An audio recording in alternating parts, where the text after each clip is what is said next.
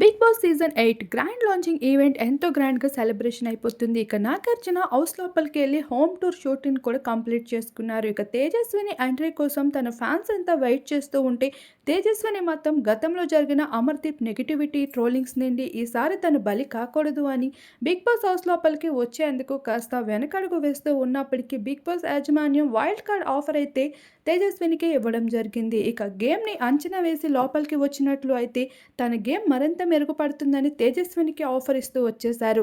అయితే wild card ద్వారా వచ్చిన కంటెస్టెంట్స్‌ని మధ్యలోనే హౌస్‌లో ఉన్న కంటెస్టెంట్స్ పంపించేస్తారు తెలిసింది.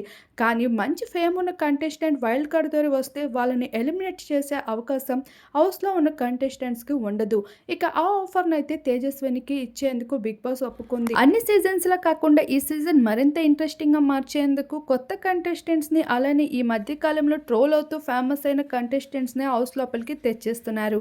మరి మీలో ఎంతమంది ఎక్సైటింగ్‌గా వెయిట్ చేస్తున్నారనేది కామెంట్ చేయండి.